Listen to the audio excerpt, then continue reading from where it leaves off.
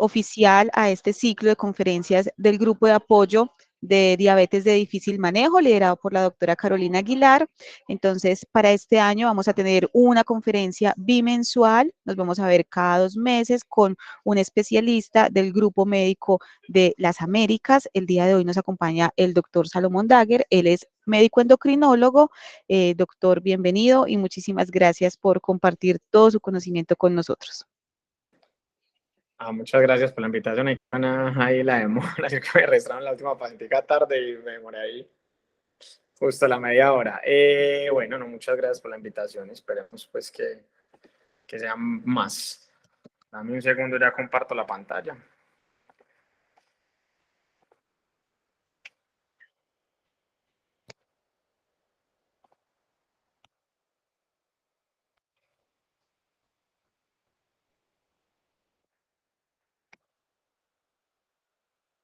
Ya. Sí, doctor, ya está presentando. Listo, perfecto. Bueno, entonces, mi nombre es Salomón Dagger, yo soy médico internista endocrinólogo. Y actualmente pues trabajo en la Clínica Las Américas del Grupo 1 en la sede de Arcadia. Y pues vengo a compartir unas cositas de este difícil tema con respecto a la dieta ideal en el paciente con diabetes mellitus. Entonces, todos estos datos los tomé de la guía de la Asociación Americana de Diabetes, pues que ellos en diciembre sacan la guía para el año siguiente, o sea, en diciembre salió la del 2023, la guía más completa nutricional de ellos, solamente hablando de aspectos nutricionales del 2019, y digamos que es aterrizar la información en tópicos muy puntuales, y lamento dañar el título de la conferencia, pues, pero ya enseguida miramos por qué.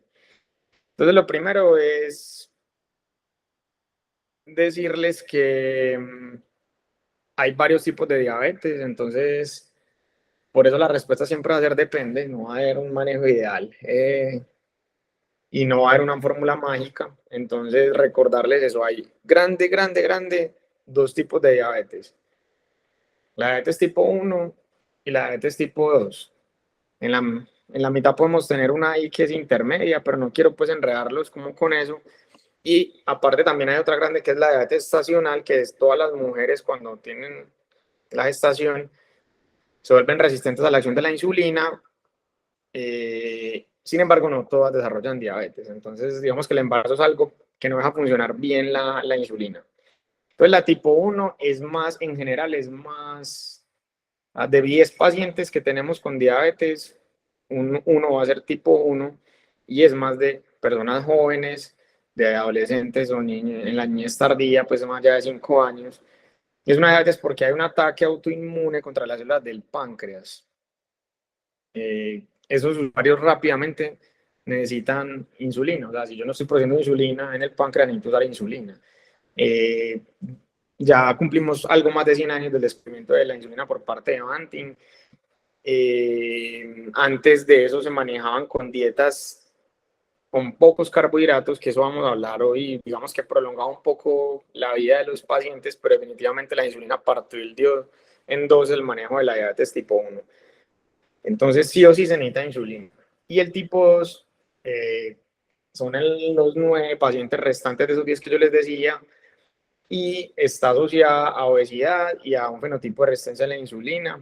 Es una, en general, diabetes que da más en la adultez, cuarta, quinta, sexta década de la vida. Y generalmente se asocia a sobrepeso y a obesidad. No hay deficiencia de insulina. Quien termina usando actualmente, pues hay muchos medicamentos orales o inyectables no insulínicos antes de llegar a la insulina si yo soy un paciente tipo 2. Entonces, digamos que lamentablemente la diabetes tipo 2 es una enfermedad progresiva donde voy perdiendo función de la célula que produce insulina lentamente, y si yo no hago cambios en el estilo de vida, pues probablemente lo que voy a tener que hacer es adicionar medicamentos. Entonces, ahora es muy raro un tipo recién diagnosticado que llegue a usar insulina con los tantos medicamentos o tanta batería que tenemos actualmente. E inclusive los que vienen usando insulina con ahora unos medicamentos inyectables semanales potentes, hemos logrado desmontar la insulina. Pero lamentablemente es una enfermedad progresiva que se debe acompañar de cambios en el estilo de vida, y de ahí la importancia que estemos hablando de esto, del aspecto nutricional.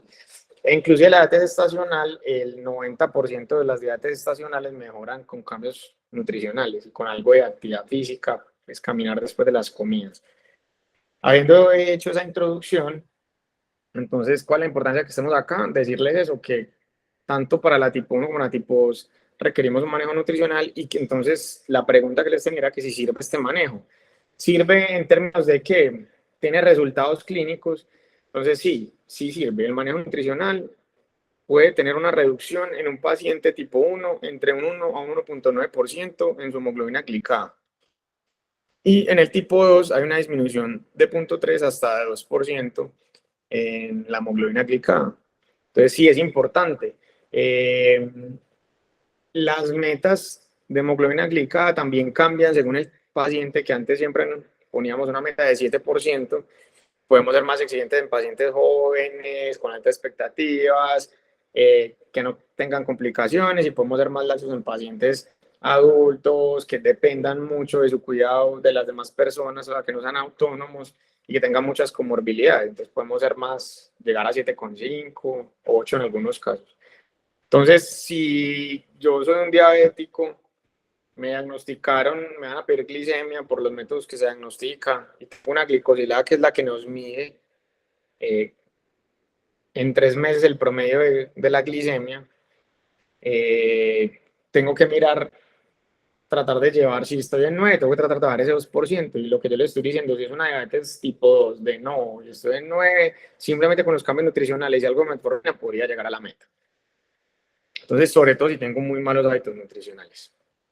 Entonces, ahora por eso les decía que yo voy a dañar el título de la conferencia, que sea una dieta ideal para el paciente diabético, y lamentablemente pues mi respuesta va a ser que no, ¿cierto?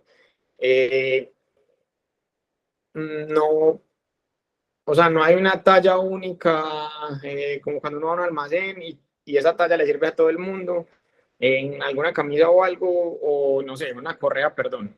Entonces, digamos, no, las correas tallas únicas acá no aplicarían para la dieta. Entonces, digamos que el reto es que todo paciente con diabetes, sea las que hemos hablado, tipo 1, tipo 2, una diabetes estacional, se acerque, y nosotros los médicos endocrinos, los que vamos a veces, el médico general, los internistas, remitamos a todos los pacientes con recién diagnóstico de diabetes a una profesional en nutrición que tenga conocimiento de esto y que le diseñe un plan nutricional. Entonces, el reto más grande cuando usted le dicen, y cuando uno da la mala noticia de que alguien es diabético, me pasa a mí como médico, es eso. Pues, la primera pregunta es qué tengo que comer, entonces quito los jugos, quito el azúcar, o lo mismo, no, es que esta semana estuve comiendo mucho dulce, doctor, déjeme la oportunidad. Nada. Entonces, si hay un diagnóstico de diabetes, hay que repetir la glicemia en ayunas, o hay que repetir la carga, o hay que repetir la glicada de lo que hablamos, y eso no cambia. O sea, si progresaste, estás prediabético y progresaste a diabetes, eso no va a cambiar. No va a cambiar en que debes mejorar los hábitos de vida, en que debes también bajar de peso, ya vamos a hablar un poquitico de eso. Y digamos que no hay fórmulas mágicas, por eso que uno en la consulta trata de dar información general, pero de ahí la importancia de tener una cita con la profesional de nutrición, porque la idea es que los planes de alimentación deben ser individualizados, como lo dice pues al final de la diapositiva, y adicionalmente esos planes individualizados deben tener en cuenta los gustos del paciente. Entonces, es diferente si yo le estoy hablando a alguien de la ciudad, si yo le estoy hablando a alguien cuando es de la ciudad rural. Pues no hay una fórmula mágica, no puedo mandarle llegar y salmón a todo el mundo, así lo vendan en de uno, pues porque no va a haber plata para salmón, no va a haber plata para atún, no va a haber plata para carne. Entonces, digamos que por eso es importante sentarse con el paciente. Y también ahora que cada vez va a haber más vegetarianos, más veganos, también es muy importante que lo vea una profesional en nutrición. Listo, entonces, con respecto a la dieta, ¿habría algún objetivo de pérdida de peso? Y pues la respuesta que les tengo es que sí. En general, si yo tengo prediabetes, pues yo no sé si están familiarizados con ese término también. Pues, a veces pienso que hay que tratar de aterrizar los conceptos. Entonces, prediabetes es como, no es una enfermedad, es un factor de riesgo para volverse diabético y se define por valores de glicemia en ayunas, de hemoglobina glicada y de una glicemia postcarga. Entonces, con glicemia en ayunas entre 100 y 125, o para la Organización Mundial de la Salud entre 110 y 125, ahí estoy prediabético. Más de 126 por 2 veces me daría el diagnóstico de diabetes, glicemia en ayunas.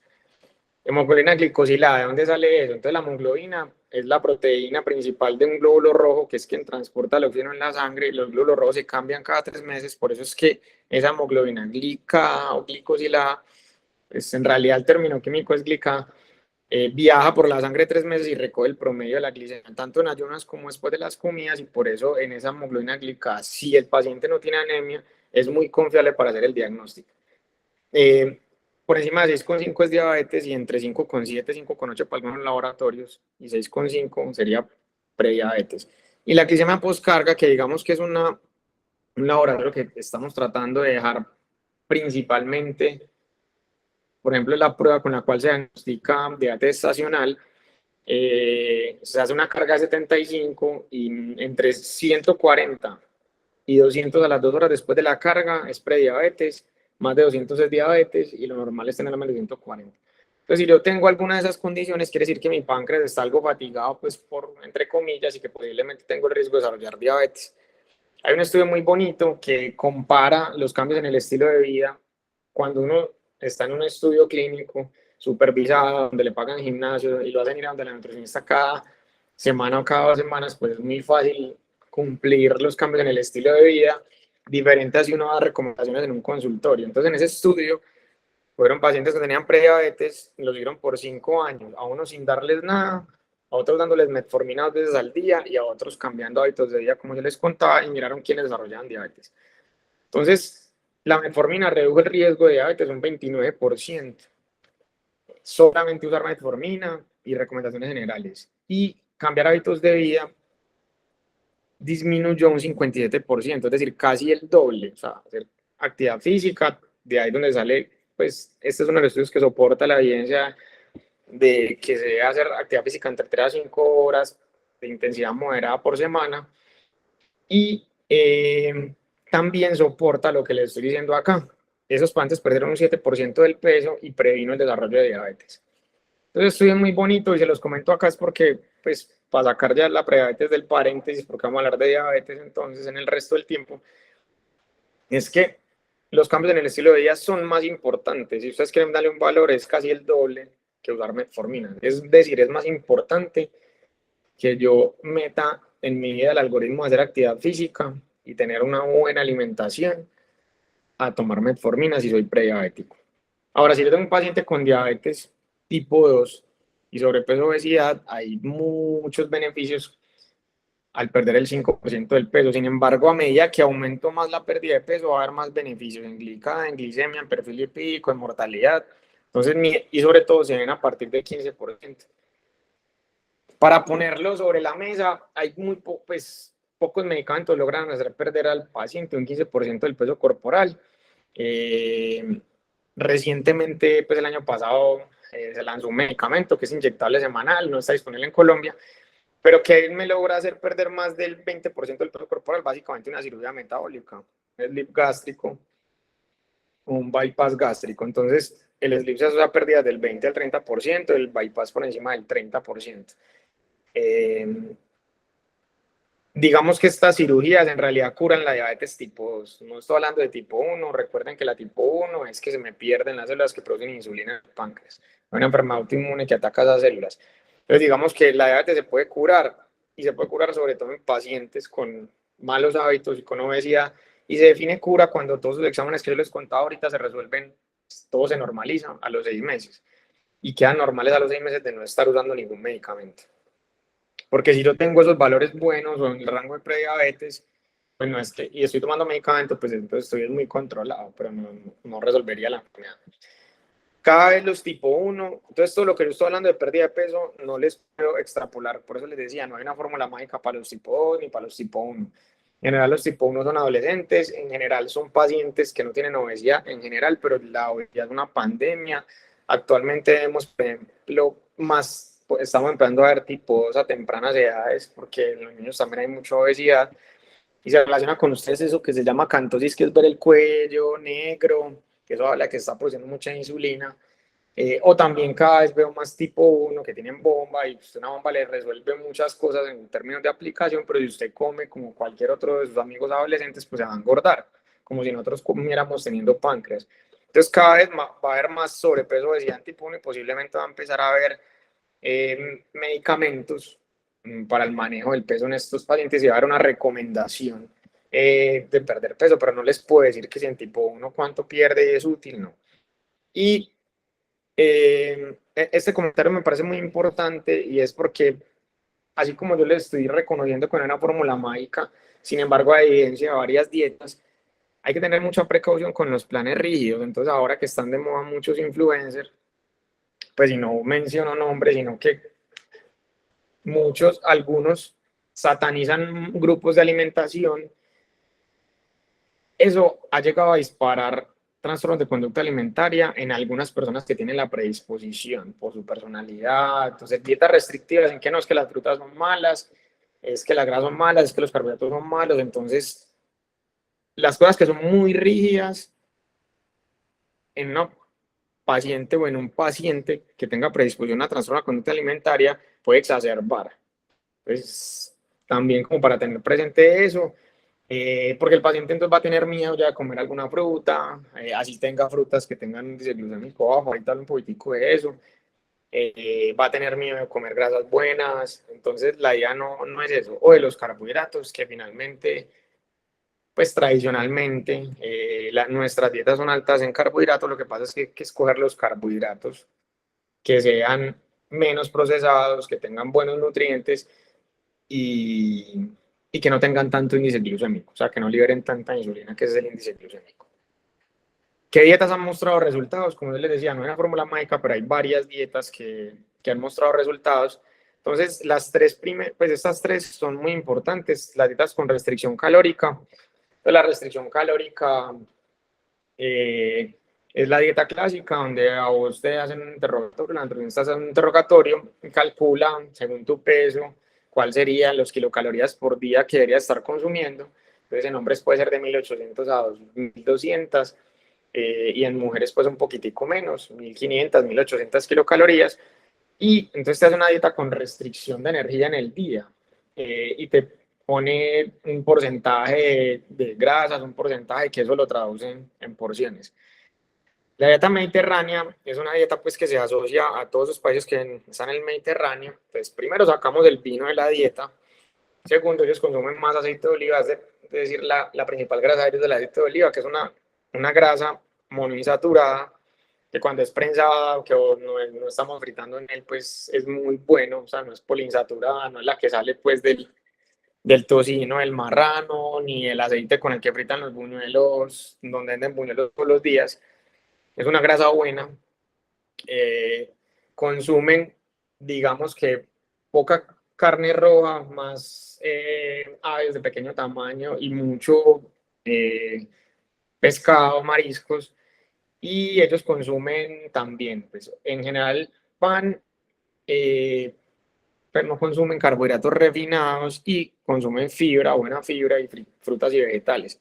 Entonces asocia pues es en general la dieta mediterránea, aunque hay muchas y varían según el país. Como les decía, sacar del algoritmo pues el vino, lo que les estaba contando ahí, y la dieta con restricción de carbohidratos. En general, dentro de la pirámide, esa energía que yo les decía en kilocalorías, pues los carbohidratos en muchas de las dietas toman alrededor del 45-50%. En la mayoría de países se usa eso. Y las dietas con restricción son consumir dentro de esas kilocalorías un 25% que sea a partir de los carbohidratos. Entonces, las dietas con restricción de carbohidratos, por ejemplo, para perder peso, 6 semanas funcionan perfecto, pero luego hay que hacer modificaciones y es muy poco probable que usted sostenga esa dieta en el tiempo. El organismo se adapta a todas las dietas, por eso también les digo que no hay una fórmula mágica. Entonces, ninguna superior a las demás. Y pues quisiera ya hablarles un poquitico de más preguntitas. La otra es que sea algún patrón de distribución de macronutrientes. Entonces era lo que yo les contaba ahorita. 50 carbohidratos, 30 proteínas y 15-20% de grasas y la mayoría que no sean saturadas. Eso que le aplica para población general no es claro, no hay una evidencia en la distribución de nutrientes en los pacientes tipo 2. Entonces no hay un porcentaje ideal de valores energéticos provenientes de estos macronutrientes. Entonces el énfasis que vamos a dar en los pacientes y en todos ustedes y nosotros como profesionales de la salud es darle la importancia a adquirir un patrón de dieta saludable, o sea, dar tips para un patrón de dieta saludable. Cuando ustedes, perdón, vuelvo y les digo, cuando ustedes salen con un papel, así como vienen donde el endocrino cada 3 o cada 4 meses para mirar la glicosilada, eso es muy importante estar yendo a la nutricionista porque cuando usted se aburra del plan, ella le va a estar virando lo que estábamos hablando o cuando lo que ella le ha mandado salga a las posibilidades económicas, pues ella le puede estar virando. Entonces, somos humanos, las cosas que son constantes en general la aburren. Por eso yo tampoco creo, aquí como para hacer un pequeño apunte en los pacientes que son tipo 1, que tienen dosis fijas de insulina. Entonces yo tengo, no sé, 20 unidades de la insulina que me pongo en la noche y 7 con cada comida. Entonces yo no creo en eso porque uno generalmente puede desayunar lo mismo en su casa, pero uno almuerza y cena diferente. En términos de carbohidratos, y se trata de ser, pues de variar. Entonces ahí, en ese tipo uno habría una estrategia de o le enseño a contar los carbohidratos, le enseño a mirar o él se monitorea para ver qué tanto se sube con la insulina que está usando, o le enseño a que puede jugar con las porciones para comer casi siempre lo mismo de carbohidratos. Y vuelvo y les digo, hay que tratar de individualizar y hay que preguntar todo esto que está en la diapositiva. Entonces, ¿cuál es su tradición, tu cultura, tu religión? Entonces, recuerden pues que, no sé, los judíos no consumen cerdo, cada vez va a haber más vegetarianos. Yo, pues, por ejemplo, yo soy vegetariano, entonces también hay que hablar en hueso las alternativas que hay al consumo de lácteos o de leches, que puede ser, o alguien que no tolere la lactosa, eso. Se me prendió Siri, perdón.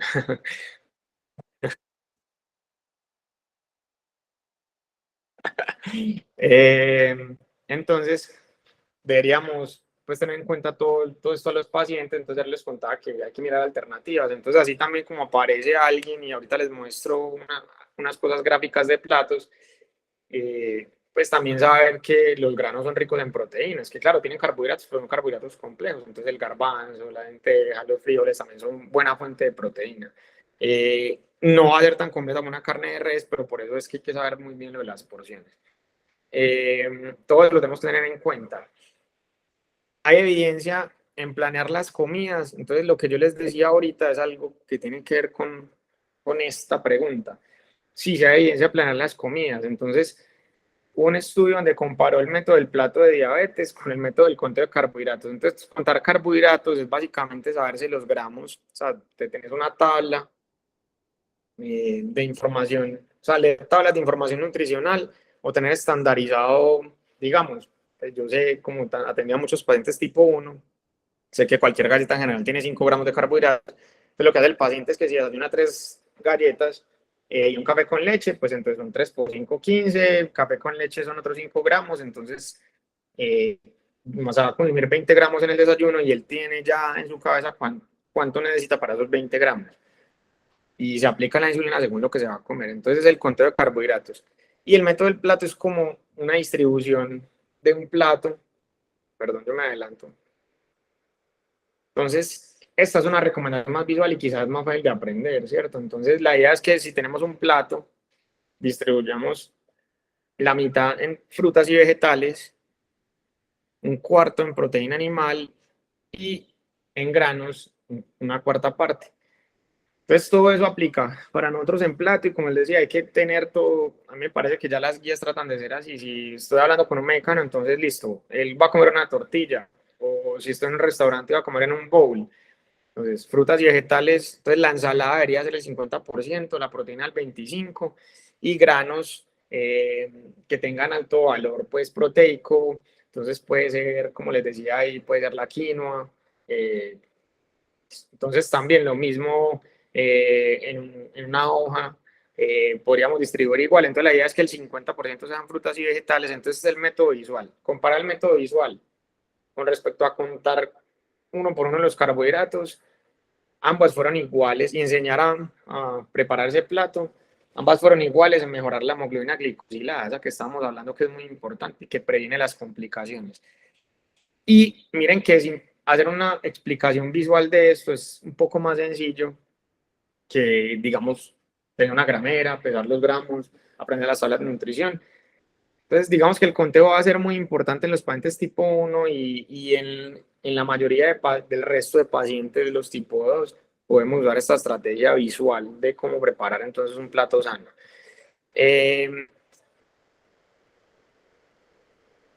Las leguminosas,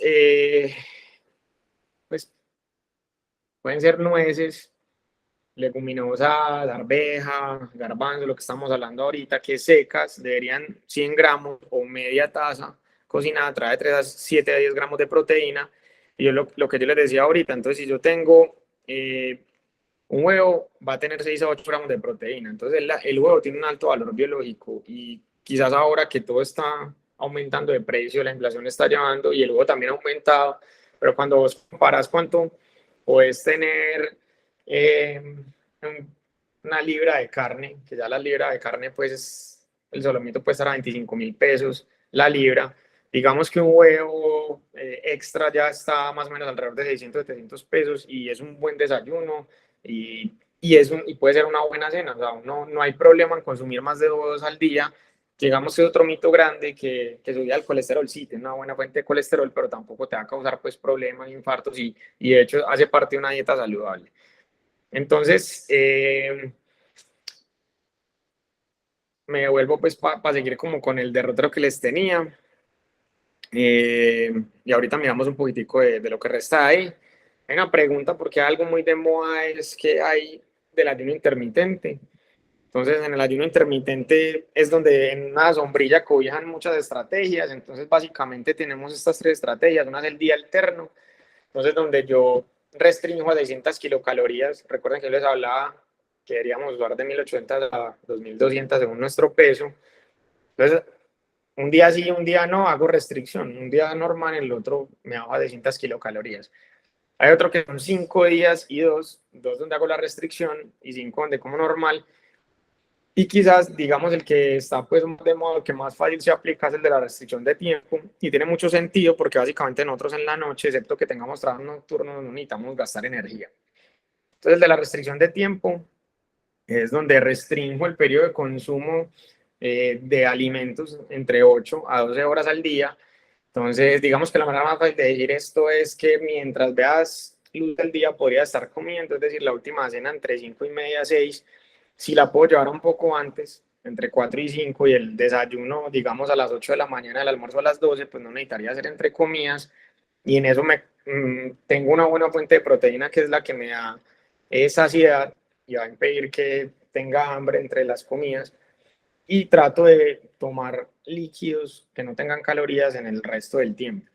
Entonces, esto es fácil de hacer porque es lo que yo les contaba, es que la noche está diseñada para dormir. Entonces, si no lo puedo hacer en ese intervalo de 8 a 4 de la tarde, pues lo alargo un poquitico más, pero tampoco estoy haciendo un gran esfuerzo y digamos que comer en la noche.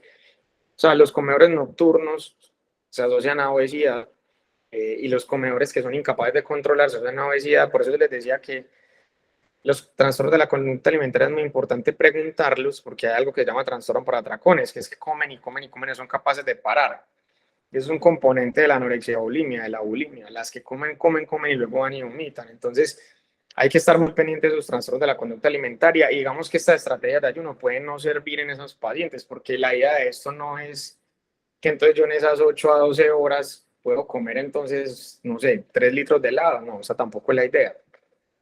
Pero la idea es también tratar de liberar menos insulina. Cualquiera se asocia a una pérdida de peso entre el 3 al 8%. En un corto periodo de tiempo, 12 semanas, hay pocos estudios que llegan a 52 semanas, que es un año, y no es superior a una dieta con restricción calórica. Entonces, yo siempre les digo a los pacientes, y entiendo al paciente que está aburrido de la dieta de restricción calórica, y así como hay empatía con el médico, pues mi mensaje hoy también es que haya empatía con la nutricionista. O sea, no es que ella haga lo que vos digas, sino que trata de decir, pues, que una buena cita con una nutricionista es que usted le cuente qué le gusta, qué puede pagar, como hablábamos, cuáles son sus creencias y que se diseñe el plan acorde a esto. Y parte de decir lo mismo, el problema de esto es la respuesta en el tiempo. Muchas de las cosas funcionan 6 meses y luego empiezan a dejar de funcionar. De ahí la importancia de volver y volver con quien te gustó y estar en seguimiento continuo. A las 52 semanas pues no hay, o sea, sigue siendo muy bueno metabólico, pero vuelvo y les cuento, no es mejor que realizar una restricción calórica. Y digamos que el más fácil de realizar de los que les contara, el de restricción de tiempo. Y definitivamente, pues mi recomendación como endocrino es en tipo 1. Pues yo no le recomendaría el ayuno, una evidencia de tipo 1 de restricción calórica o ayuno intermitente en pacientes con tipo 1. Pero vuelvo y les cuento, si el paciente entonces desayuna a las 8, almuerza a la 1 y cena a las 6, no hace entre comidas, pues digamos que usa insulina y no está haciendo hipoglucemias, tiene una buena dosificación de insulina, pues si esas 3 comidas y lo hacen en ese intervalo, parecido a la restricción de tiempo, no haya problema, pero ya hacer una restricción de 600 kilocalorías es un inconveniente y no hay evidencia en tipo 1, entonces eso no lo puedo decir. ¿Y qué hay con respecto a los carbohidratos? Entonces ahí era donde yo quería hacer pues un poco la pausa mostrándoles esa grafiquita, y es que entonces yo en los diabéticos tipo 1 podría estar con la estrategia de hacer un índice glucémico, una carga glucémica o cuánto de carbohidratos, y básicamente es un poco complejo, pero mi visión como médico y como endocrinólogo es que en un tipo 1 recién diagnosticado, eso te va a permitir a futuro cambiar tu dosis de insulina y ser un poco más libre cuando sales, porque precisamente lo que les mencionaba previamente, las dietas no deben ser rígidas. Entonces, pues un diabético tipo 1 puede comer un helado, eso no es un pecado, pero sabe que si se come un helado, pues tiene que ponerse más insulina. Entonces es muy importante saber cuánta insulina necesita para ese helado. Pues porque todos somos humanos y la vida no es de blanco ni negro, sino la vida es de encontrar un buen gris. La reducción de carbohidratos, que lo habíamos mencionado un poco previamente, es reducir ese 50% de la energía, menos del 26%. Es efectiva en reducir la glicada a 6 meses, pero se pierde dicho efecto a los 12 meses. Y cuando hubo un estudio que comparó la dieta cetogénica, que también, como les decía, era de moda, donde básicamente todo es proteína y grasa, versus una dieta mediterránea con restricción de, digamos, del pan, lo que les decía ahorita, bajan carbohidratos, no hubo una diferencia en el control glicémico, y a largo plazo, pues tampoco hay diferencia en los resultados. Entonces, todo eso que se va poniendo de moda se va comparando con lo que tradicionalmente ha funcionado, y lo tradicional no es superior ni es inferior a esas nuevas estrategias. La dieta cetogénica, no la última, sino la dieta cetogénica, redujo más triglicéridos, pero aumentó un poco el colesterol malo, que es el LDL. Entonces, por eso, finalmente también uno sabe qué pasa a largo plazo con una dieta cetogénica y es muy, muy difícil sostenerla en el tiempo. Entonces, el foco debe ser hacer una recomendación de consumir carbohidratos densos en nutrientes, de alta calidad, altos en fibra y mínimamente procesados. Entonces, ¿qué es lo procesado? Lo que pasa por muchos procesos, todo lo de panadería es procesado, es un pan de queso, un croissant, una torta, que tenga el espolvoreado por encima, todo lo que sea hecho por harina, que vos no molas. Yo, por ejemplo, hago torta de banano con harina de avena y en ese momento yo compro la avena y la muelo en casa antes de hacer eso. Entonces, digamos, lo que tenga menos proceso y que ya no venga empaquetado, pues pues va a ser mínimamente procesado. Y digamos que esto ahí, lo que les muestra en la diapositiva, pues las nueces tienen alto valor, tienen una grasita que también es buena, da saciedad. Entonces ahí empiezan a salir esto, todas las leguminosas, las frutas tienen buena fibra. Y pues ahí vamos a esto. Entonces lo que yo les decía, la idea era tratar de diseñar el plato con la mitad entre frutas y vegetales. Entonces el brócoli también da saciedad, el brócoli tiene buenos niveles de hierro, por ejemplo. Puede ser algo de fruta ahí, en los granos, como les contaba, puede ser algo de frijol, que uno siempre piensa en los frijoles, las lentejas y los garbanzos como sopas, pero uno puede hacer muchas preparaciones con estos granos, y la proteína, que puede ser animal o vegetal. Entonces el tofu también tiene buen nivel de hierro. El tofu es queso de soya, se puede hacer tofu como en reemplazo del pollo en el ajiaco, también sabe bueno. Hay hamburguesas vegetarianas, veganas, también que salen de los granos. Entonces también cualquier fuente de proteína, un queso puede ser una fuente de proteína al desayuno, pues cuando estamos distribuyendo el plato. Y esto es según cuántos gramos de proteína necesito yo según el peso. Entonces antes trataban de restringir gramos de proteína a los pacientes con enfermedad renal. Entonces digamos que ya las guías conjuntas de los nefrólogos y los endocrinólogos mostraron que no hay evidencia de hacer reducción de proteínas a menos de 0,8 gramos por kilo. La proteína animal pues puede ser cualquiera de estas fuentes. Miren que están el queso, el pollo, el pavo, cerdo, res y los huevos. Una onza que son 28 gramos da 8 gramos de proteínas y un huevo da 6 a 8 gramos.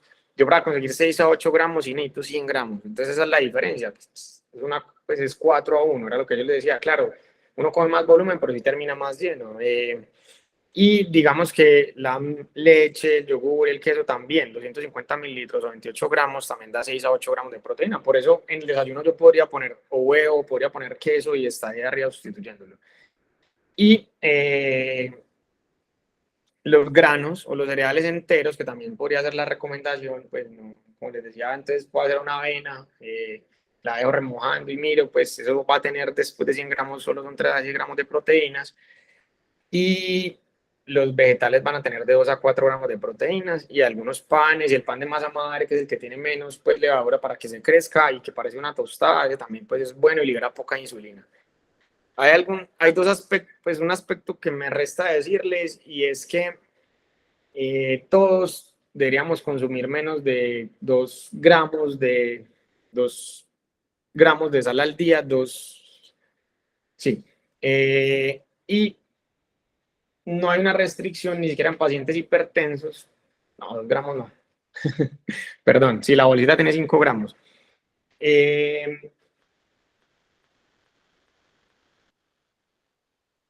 200.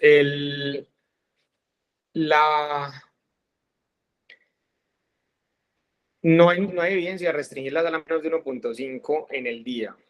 Ni siquiera en pacientes hipertensos. Inclusive cuando o sea, muchas veces a uno también le llegan pacientes que cuando se ponen de pie se marean sin ser hipertensos. Y uno les interroga y lo que les falta es un poquitico de sal en la ensalada o en la proteína. Si bien comer salado es malo, pues digamos que tampoco hacer restricción sin ser necesario. Entonces no debemos ni pasarnos, pero tampoco hay que hacer restricción, y ni siquiera en enfermos renales que sean hipertensos hay que hacer restricción de sal. La restricción de sal tiene evidencia para disminuir la enfermedad cardiovascular, la progresión de la enfermedad renal y el riesgo de enfermedad cerebrovascular. Y digamos que hacer eso es complejo, pero uno puede hacer estos pasos para restringirlo.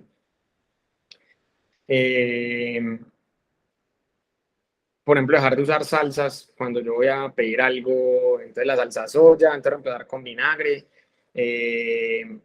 leer las tabletas, leer la información nutricional, que haya menos de 2 gramos de sal al día, si es 2 y menos de 1,5, perdón. Mirar etiquetas, entonces ustedes en las etiquetas, cuando compren, miren el sodio en las galletas, por ejemplo, que tengan menos del valor diario recomendado. Comprar la comida y cocinarla en la casa, evitar comidas que tengan más de 400 miligramos de sodio por servir, tratar de sacar el salero del sitio de almuerzo, que no haya snacks. Pues bueno, aquí también hay una ventaja grande, y es que en Colombia ya hay alto en sodio, alto en grasas, alto en dulces. Entonces digamos que el etiquetado que se peleó tanto por parte de la industria es algo bueno, porque por lo menos ya cuando vas a consumir entonces un paquete, vas a mirar eso alto en sodio y pues probablemente lo pienses así como, usted sabe que es malo, si quiere se lo come, si quiere comer unos Doritos, pueden ser buenos según su paladar, pero usted por lo menos está viendo la etiqueta, es como el cigarrillo, usted al ver entonces que le puede dar cáncer y todo, usted toma la decisión de consumirlo. Entonces es mejor estar pues preparado para ese tipo de información. Entonces tratar de quitar los snacks salados, por ejemplo, lo que yo le decía, el maní puede ser el maní se considera como una leguminosa. Entonces digamos que si va a comer maní entre comidas, pues entonces trato de comprarlo sin sal. Sería también otro ejemplo. En los restaurantes no pedir pues salsas aparte, no usar margarinas o mantequilla entonces sin sal, y evitar los picantes también, que tienen alto contenido en sodio, y la salsa soya, pues que era lo otro que les quería decir. Si yo preparo mi coca, pues yo estoy controlando la sal. Yo no estoy controlando la sal de las cosas que pida afuera. Entonces, Si bien no va a pasar de 2 gramos, restringirla no es útil y digamos que quitar el salero de la mesa podría ser una buena opción. Excepto en quienes les comentaba ahorita, si hay mareos, cuando cambia de posición, cuando está haciendo solo algo y no combino una buena hidratación con esos necesarios de sal, sí es buena recomendación. En las que tienen hipotensión y tiltes positivo, es bueno aumentar el consumo de sal. Y ya, pues eso era lo que les tenía y ya estoy dispuesto a las preguntas. Y si de pronto me tienen algún término, pues aquí también quedo atento. Doctor, muchísimas gracias por toda la información compartida. Como lo dice el doctor, desde el momento, tenemos un breve momento para aclarar dudas o inquietudes. Aprovechemos que tenemos el especialista, entonces pueden encender sus micrófonos y dirigirse al doctor.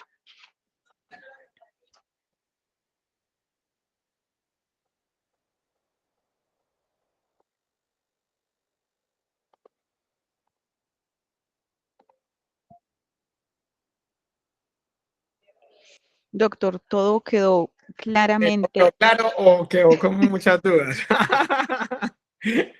No, si tienen alguna pregunta, adelante. Si quieren romper el hielo, no hay ningún problema. Si